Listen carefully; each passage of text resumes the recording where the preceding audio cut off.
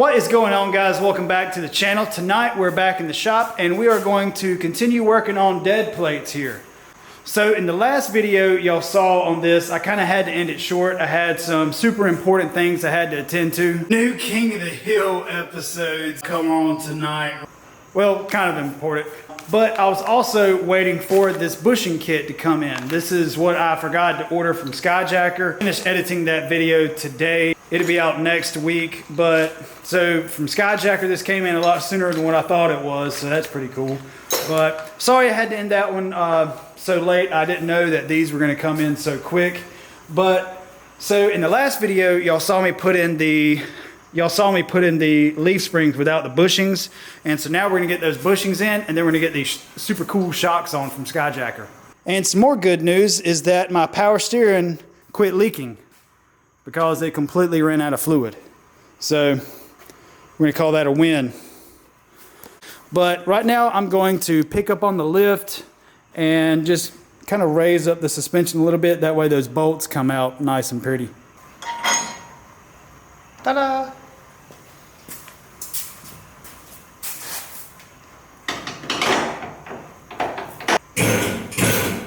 So this is what the kit comes with. It comes with all four for the front, and basically you have your two bushings and then you have your sleeve. And basically what happens is you just press those in just like that inside of the leaf spring, and then you send your bolt through. And that's basically it. I mean, it really doesn't get much easier than that. Of course, I'm gonna put some good old American red and tacky on here, just some grease so everything's lubed. And then I'm actually gonna put some anti-seize on the bolt, so that way this doesn't ever seize up on the inside of that. So, like I said, just gonna take some red and tacky and just pretty much get every surface on the inside of this. I want all of it covered. And then I'm gonna take the bushing and also do the same thing. So there's gonna be nothing dry on the inside of this bushing here. Go ahead and pop that in. Yeah. Same thing with this. And then I'm also gonna put it on the sleeve as well.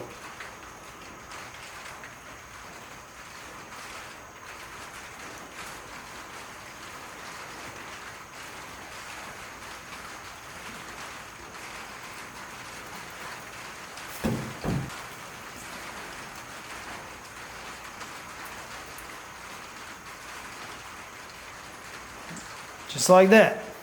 So now this one is technically ready to go back in, but I'm gonna go around and I got 3 more to do after this one. I apologize for the AC noise. It got kind of humid in here. It's been kind of pouring down rain all afternoon. But so what I did was I've got all of these bushings greased up, all installed. And now I need to lower the Jeep back down and get this lined up so that way I can get this bolt in right here. So I'm just gonna bring the lift down just a wee bit where this is lined up. So now I'm just gonna take some anti-seize, sharks. Already got it all over me. And just do every surface of this bolt. Okay, I may have put too much anti-seize. That's probably way too much, but it'll be all right. So now I'm just bring this down. And I did have to put a ratchet strap in between the two leaf springs just to line them up because they were kind of banked out a little bit. So you may have to put a ratchet strap in here just to kind of tell the leaf springs what you want them to do. You gotta make sure that they know who's boss. I'm their boss, so I'm I your feel boss. like Just like that. So now I'm gonna go all around and get all the bolts in just like I did here and make sure that there's anti-seize on everything inside of the sleeve. And then we can put it back down on its own weight.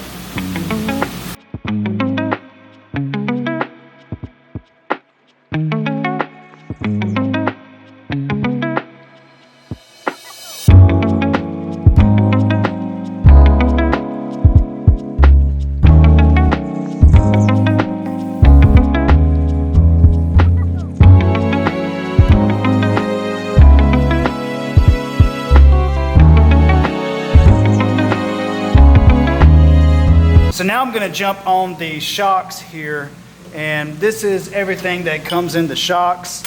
And the way I have it set up, so I need the rubber mount down here pressed in with the metal sleeve, but up top, and I'll show you in a second, the way that the Jeep is set up, it's just willing to accept just this piece right here.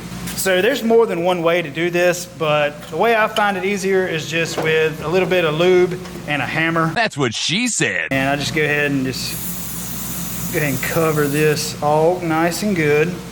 And then I'll do the same thing in here. Just go ahead and just lube everything up and just place that right on top. And you can use a vise, but I mean, you saw how easy that was. So now I'm gonna do the same thing on this. Just line that up.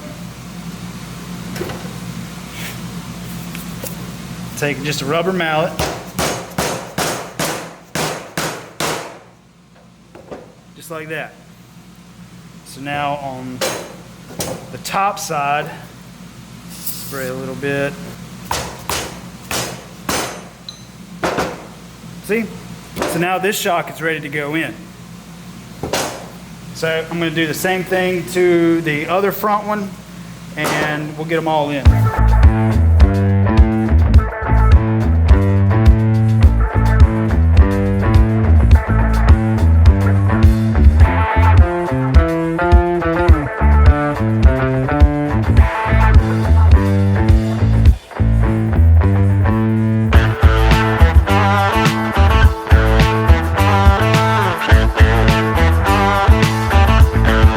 I know it's kind of hard to see, but I've got this, I believe this is an aftermarket shock tab right here, and I'm just putting some red and tacky on this, that way it slides on a little bit easier. And then you can also put a little bit of red and tacky in here.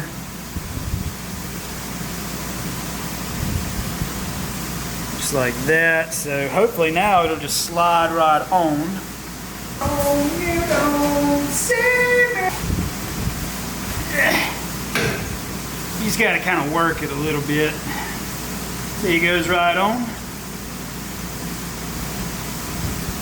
And there we go. I think my shocks might be a little too long for my application here. All right, so let me show you my issue. So apparently I didn't measure correctly whenever I ordered shocks, and I totally forgot. So I just ordered shocks for a full-size Jeep with a 4 to 6 inch lift, and I didn't think about that it had a bunch of aftermarket stuff done. So I don't believe this is factory. That shock mount down there, I don't believe that's factory either. But if this goes in the hole down there, I'm only gonna have like this much up travel because of my shocks. So I'm just going to put them in for right now and kind of put a pin in it, but what I may have to do is cut that shock bracket off on the bottom and actually rotate it down. I tested the ones in the rear and they're fine, but just for right now I'm just going to go put them in and then test it. It may work out just fine, but I'm not exactly sure just yet until I actually, do some field testing on this Jeep if that shock mount down there is going to work.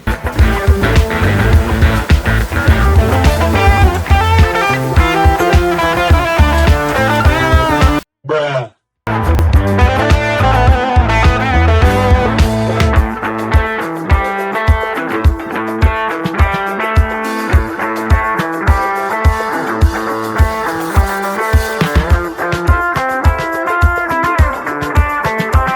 So I got this shock on, and as you can see, like, this is all the up travel that I'm gonna have because my shocks are gonna bottom out, and you definitely don't want that.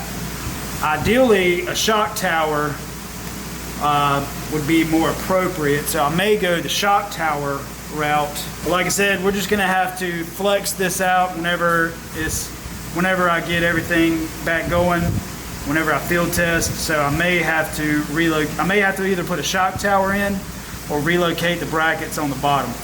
but I'm gonna go ahead and go around and put all the rest of the shocks on.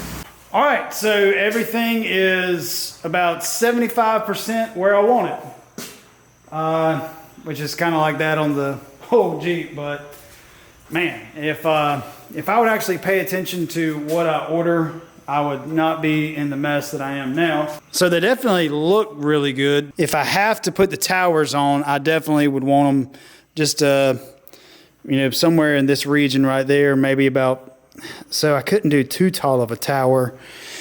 I don't know. I'm gonna have to play with it whenever I get the gears and lockers in it and stuff like that, just to see. But I'll show you the rear.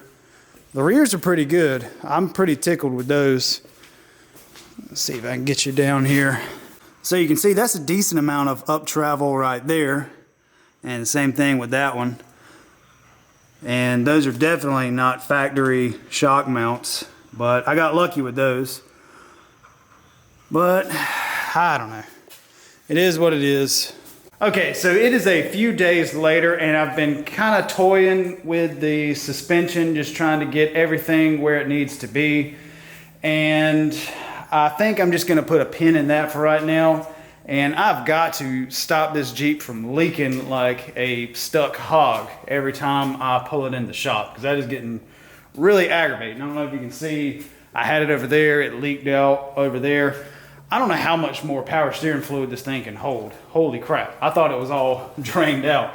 I've got to figure this power steering pump out because it is like leaking profusely. So I went to my local O'Reilly's. I got a Master Pro steering pump, and hopefully it's the same, because I've seen where some of these are kind of different and where people have had issues getting the correct one. So I'm going to pull that one off and then compare it to this one right here.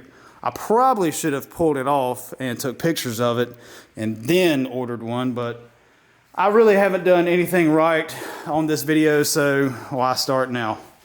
All right, so I'm gonna start on getting this power steering pump off. So I've got myself a couple of 1/2" wrenches and 9/16, because I feel like basically everything on these motors is either a 1/2" or 9/16. And the first thing I need to do is get this belt off. The adjustment bracket for the belt is actually down there on this bracket. But before I do that, I'm just gonna go break everything loose, and starting with a 9/16. I feel like with these full-size Jeeps, if you're not a mechanic, they will make a mechanic out of you, because they seem to take a lot of maintenance, but that's okay, it's what we do.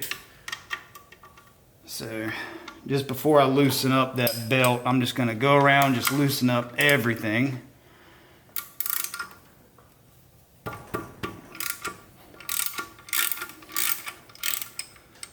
9/16 on the back. There's another one right there. Yeah. All right, so I have everything loosened up. Now I'm going to take this hose off the top, just because it's pretty simple to take off. There we go. Just kind of push that out of the way. So now I should be able to kind of give this a pop, and it'll loosen up. Yeah. See? Just like that. So now I can take this belt off, and I'm just going to let that just kind of hang out right there. Well, I probably need to inspect this belt.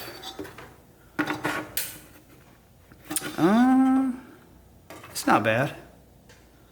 It's got a wee bit of dry rotting. I'll at least keep it as a spare if I don't use it. So now I'm going to go ahead and take the rest of these bolts all the way out. Got that one off. Put that in my holder. So there is the line that goes to the power steering box is also down there, and those can be a pain in the butt to get to. All right, so now I'm going to take these brackets off the front here.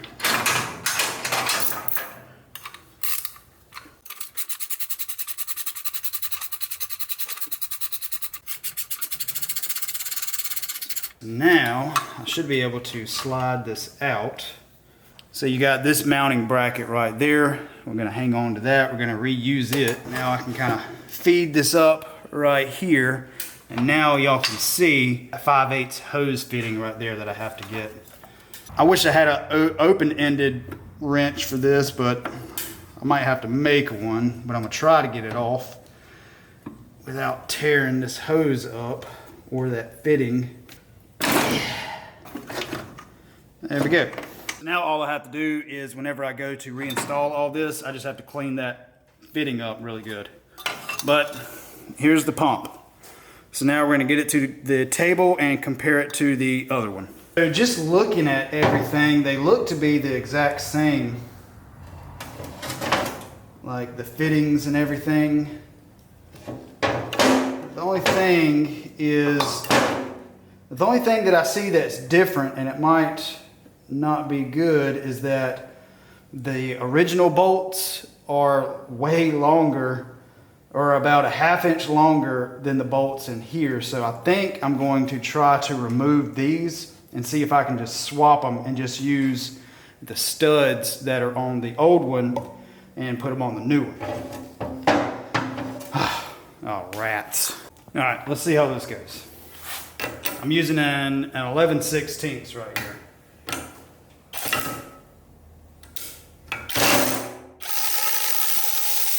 So I got that one out. Now let's take the one off the old one. You can see the obvious differences here. This is the new one and this is the original. So, but it looks to be like the threads right here are the same. See how they just fall into the groove there? So, let's see. Oh yeah. Yeah, I think we can get those to swap. So I'm gonna go ahead and swap the other side also. So the next thing I need to work on is I need to get this pulley off. And I don't know what that is. Dirt daubers. Gross, gross, gross. In order to get these off, you really need to get a tool for it. And got my puller and installer right here, and basically what these do, they just clamp on to the pulley, and then you run one of these all the way down, and it'll just push on it and pull the pulley out. So see, it's got little, that's where it bites onto it just like that. Might have to use this side. You just take this removal tool, push it through this right there, and then that sits in just like that.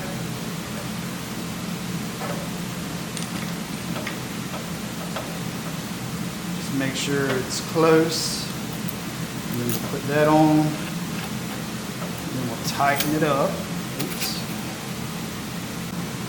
So now I'm going to take a 1-inch wrench just to hold that still.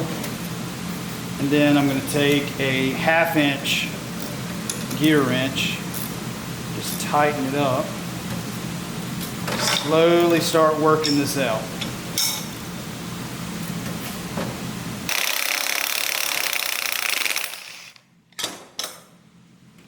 All right, that was very violent, but I got it off. Whew, that was really on there. I'm pretty sure it says all in the instructions, never use an impact, but it'll be all right. So now I've got that leaky joker off. Kind of put it to the side. And it looks like, so right here, you can see there's a couple of spots, just like right there, and there's like a little, I guess a dowel pin for this to sit on. Yeah, so that sits like right there. So I have to take this out and put right there.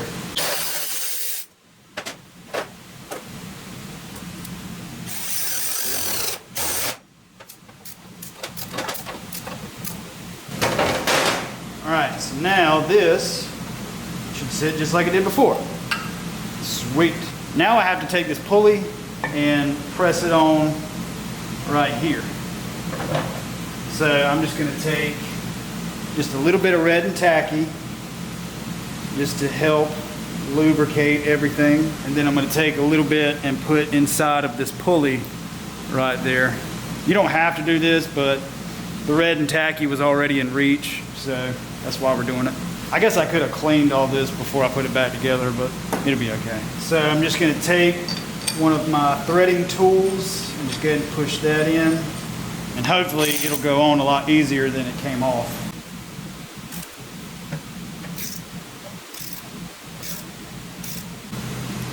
All right, sweet, that worked really good.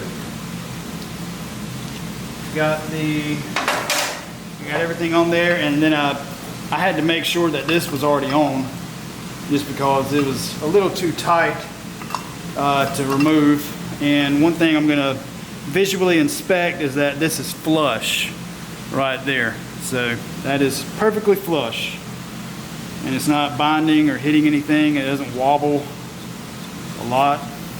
So yeah, I think we're ready to go to the Jeep now.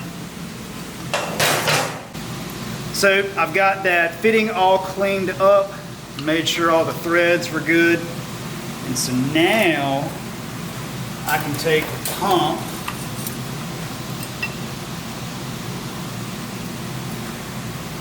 and just get it close and just go ahead and reattach that.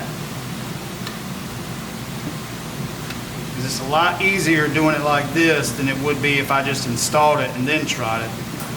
I could do it, yes, but I don't want to. I don't want to have to fight with it. I'm going to take this bracket right here and slide it over these holes. Go ahead and install that. That way it kind of centers it up for me. Yeah. Look at that. So I'm going to go ahead and get one of these in right here, just to hold it so it don't fall. That. Now I'm going to take a nut and washer and put on the back side. And I'm not tightening anything up just yet, just keeping everything loosey-goosey. So now I'm going to take this other bolt and get it started.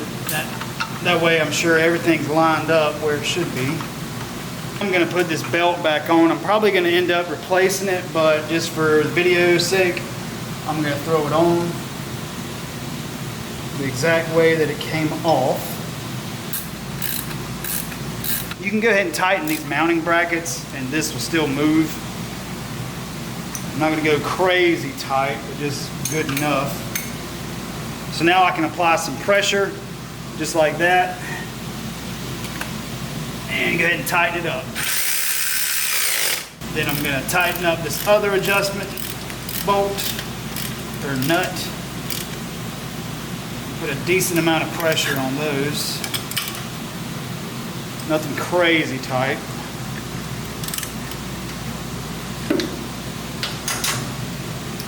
Now I can put this other hose back on.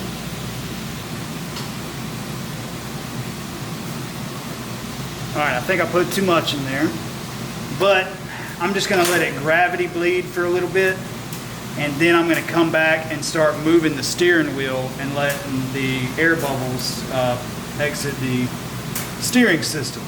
Alright, so now I'm going to get in the Jeep and I'm going to start just shimmying the wheels just a little bit to start getting some of these bubbles out. What I did was I took a floor jack and jacked the front of the Jeep up. Then I just turned the steering wheel full lock to full lock on each side. That way it gets all of the air bubbles out of the system. And so now what I'm going to do is I'm going to crank it up and do the same thing. It's just a lot easier with a floor jack. Fire this thing up and then I'm going to start just slowly turning the steering wheel back and forth.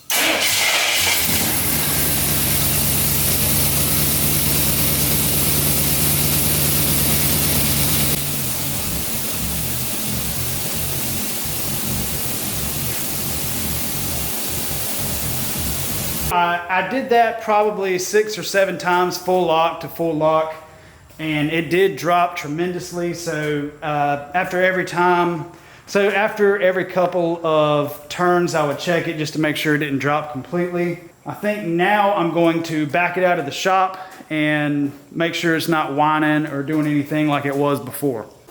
But before I do that, I'll show you kind of everything. So this is how I got it set up. I could have cleaned that pulley a little better, but it's okay. I don't see any leaks. I got to find a nut for that. That didn't have a nut on it. So definitely got to get one of those. But yeah, looks good to me.